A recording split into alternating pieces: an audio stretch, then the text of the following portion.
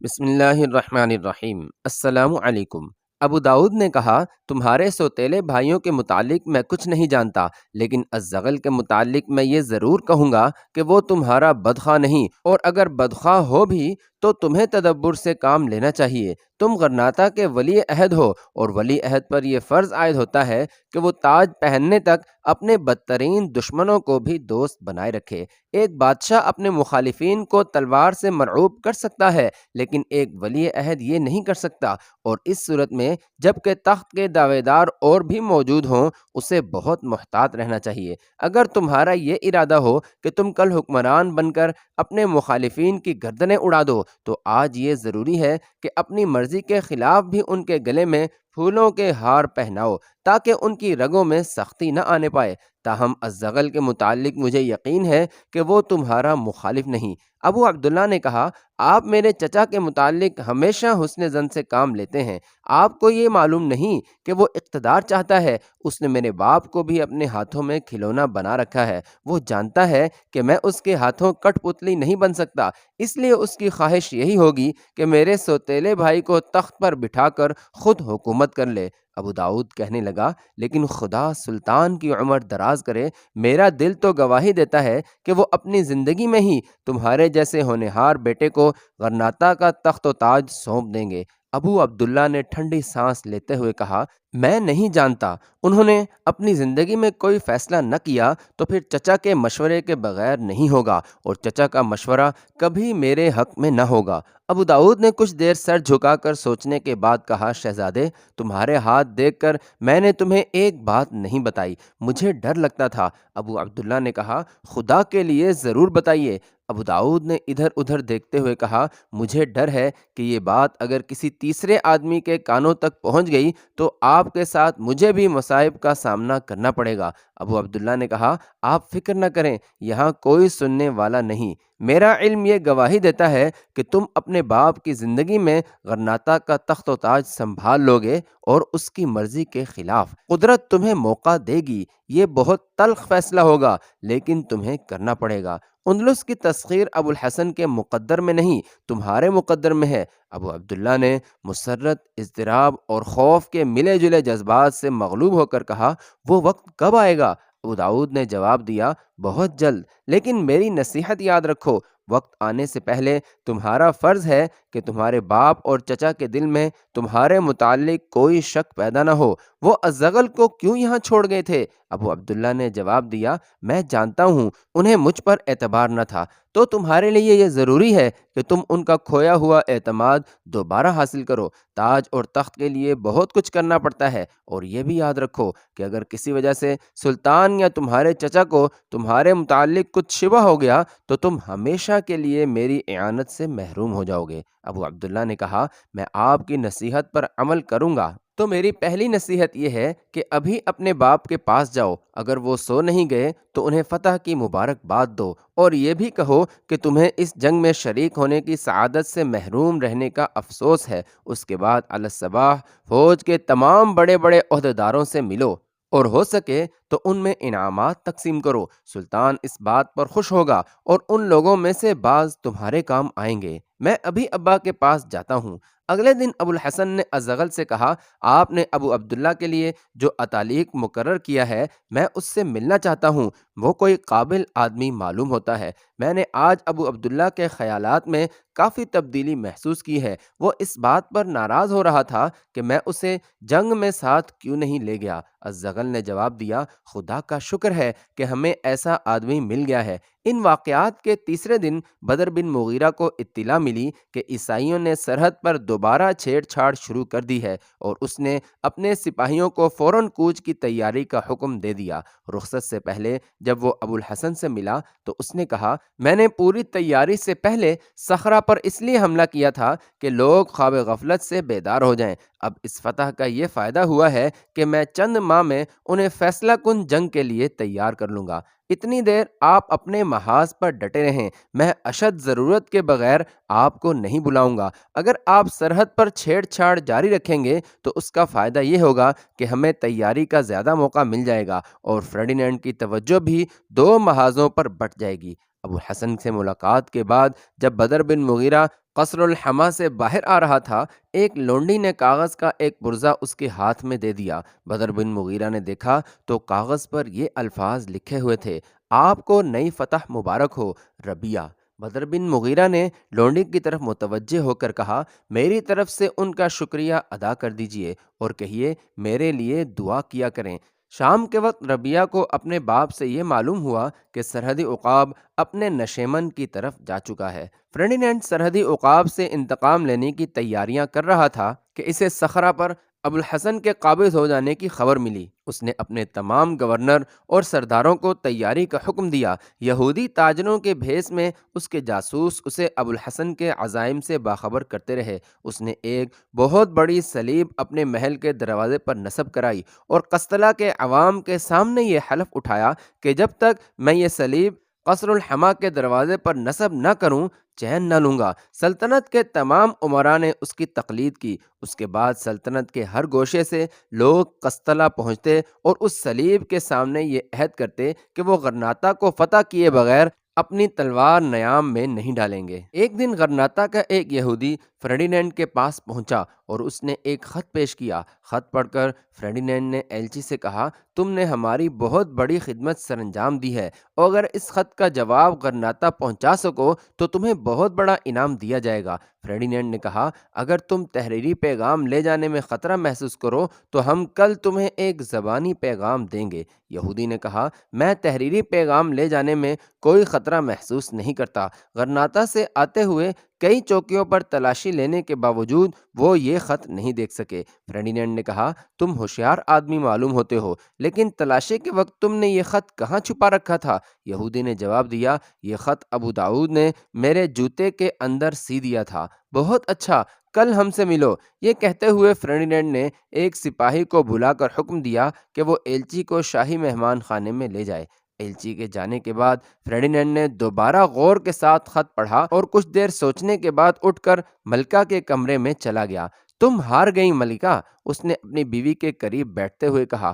آپ کا مطلب تم نے ابو داؤد کے متعلق شرط لگائی تھی کہ ہمارے ساتھ وہ غداری کر رہا ہے۔ لو یہ خط پڑھ لو، تمہارے تمام شکوک رفع ہو جائیں گے۔ بادشاہ نے خط ملکہ کو پیش کر دیا۔ ملکہ نے خط پڑھ کر کچھ دیر سوچنے کے بعد کہا: اس خط سے تو یہی معلوم ہوتا ہے کہ اس کے متعلق ہمارے شکوک بے بنیاد تھے، لیکن ہمیں نہیں بھولنا چاہیے کہ لکھنے والا ابو داؤد ہے اور وہ جھوٹ کو سچ بنا کر پیش کرنے کی قدرت رکھتا ہے۔ اس نے ہمیں الحما پر اچانک حملے کی ترغیب دی ہے، لیکن مجھے ڈر ہے کہ اس میں بھی کوئی خطرناک چال نہ ہو۔ فرڈینینڈ نے جواب دیا: ابوالحسن کے ارادوں اور تیاریوں کے متعلق مجھے اپنے جاسوسوں کی زبانی بہت کچھ معلوم ہو چکا ہے۔ مجھے ابو داؤد کی اس بات سے اتفاق ہے کہ ہمیں صخرہ کے نقصان کی تلافی کے لیے غرناطہ کے کسی سرحدی اہم شہر پر اچانک قبضہ کر لینا چاہیے۔ اس سے مسلمانوں کا جوش و خروش کچھ عرصے کے لیے ٹھنڈا پڑ جائے گا اور ہمارے سپاہیوں کے حوصلے بلند ہو جائیں گے۔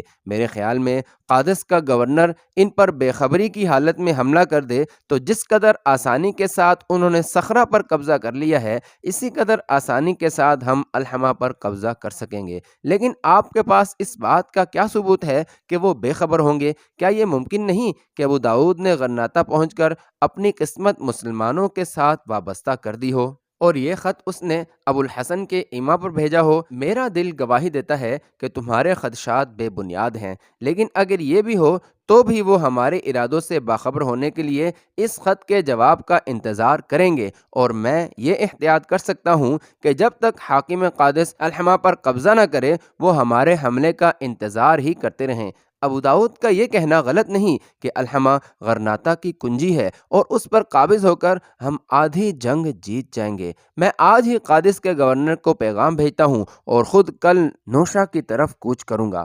ان کی ساری توجہ میری طرف ہوگی اور قادس کی فوج کو الحما پر قبضہ کرنے کا موقع مل جائے گا۔ میں قرطبہ اور اشبیلیہ کی افواج کو بھی پیش قدمی کا حکم دے دیتا ہوں۔ اگر ہم کسی محاذ سے نقصان اٹھائیں گے تو وہ یقیناً الحما کا محاذ نہیں ہوگا۔ ابوالحسن کو جاسوسوں نے اطلاع دی کہ فرڈینینڈ اپنے لشکر جرار کے ساتھ کستلا سے روانہ ہو چکا ہے۔ اس کے ساتھ ہی اسے قرطبہ اور اشبیلیہ کی افواج کی نقل و حرکت کی اطلاع بھی ملی۔ اس نے اپنی فوج کو 3 حصوں میں تقسیم کیا، ایک حصہ الزغل کی قیادت میں دے کر اشبیلیہ کے فوج کا راستہ روکنے کا حکم دیا۔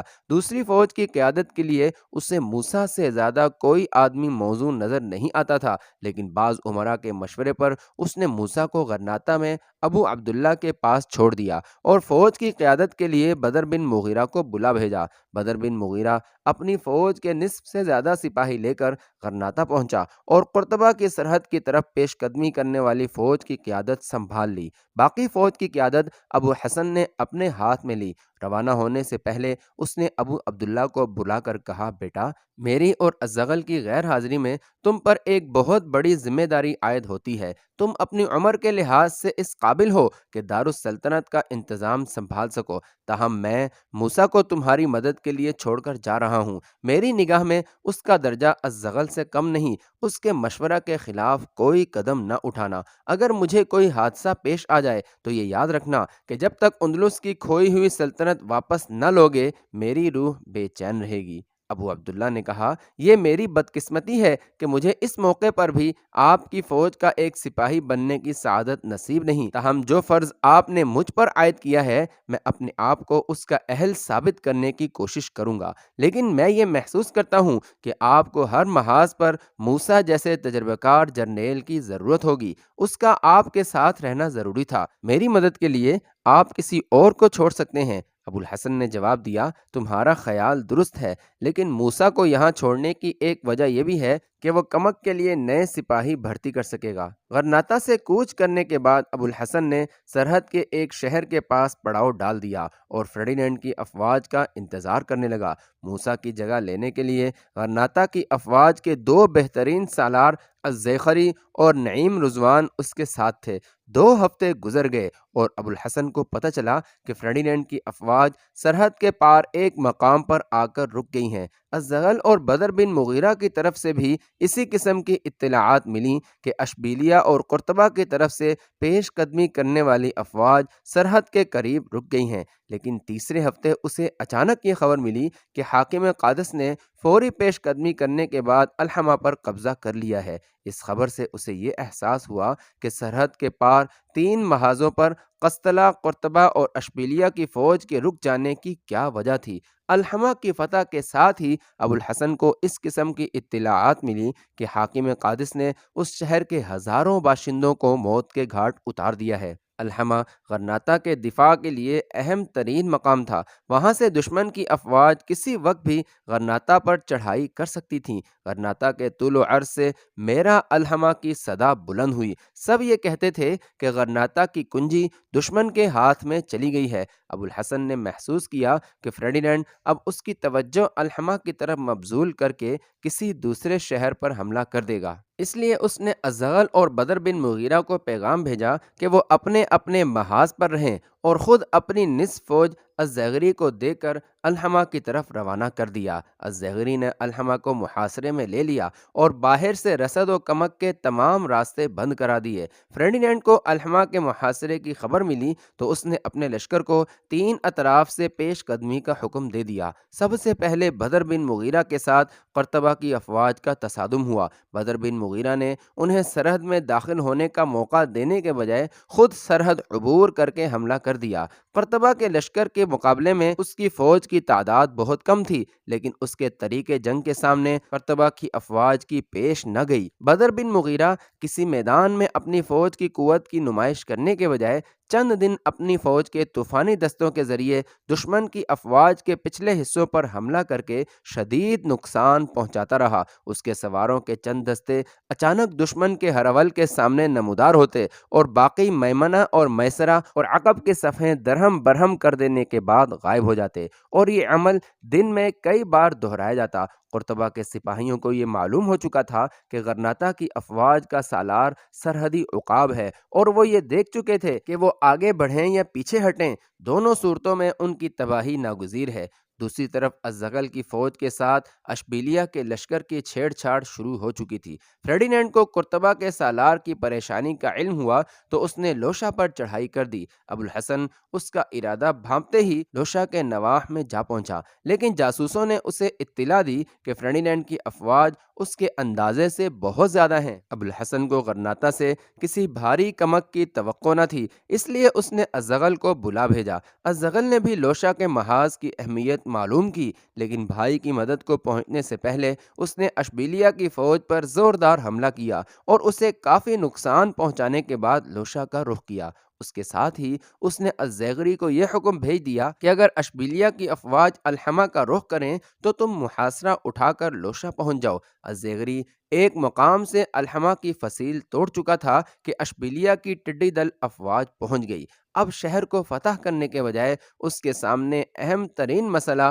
اپنے سپاہیوں کو بچا کر نکلنا تھا، جن کے گرد چاروں طرف سے اشبیلیہ کی فوج کا گھیرا تنگ ہو رہا تھا۔ الزیغری نے مایوسی کے عالم میں بھی ہتھیار ڈالنے کے بجائے لڑنے کو ترجیح دی اور فوج کو منظم کر کے ایک طرف دھاوا بول دیا۔ سب سے آگے نیزہ بازوں کی قطاریں تھیں اور ان کے پیچھے پیادہ فوج تھی۔ نیزہ بازوں نے گھیرا توڑ کر پیادہ فوج کے لیے راستہ صاف کیا اور الزیغری کے سپاہی کسی نقصان کے بغیر لڑتے بھڑتے ایک ندی کے پل تک پہنچ گئے، لیکن دشمن کی فوج کا ایک دستہ اس پل کے دوسرے سرے پر پہلے ہی تاک لگائے بیٹھا تھا۔ الزیغری کی فوج پھر ایک بار دشمن کے نرغے میں تھی اور ان پر چاروں طرف سے تیروں کی بارش ہو رہی تھی کہ اچانک ندی کی دوسری طرف سے اللہ اکبر کا نعرہ سنائی دیا اور آن کی آن میں 500 سوار گرد کے بادلوں سے نمودار ہوئے اور انہوں نے پل کے دوسرے سرے پر الزیغری کا راستہ روکنے والے دستہ پر حملہ کر کے پل بھر میں ان کا صفایا کر دیا۔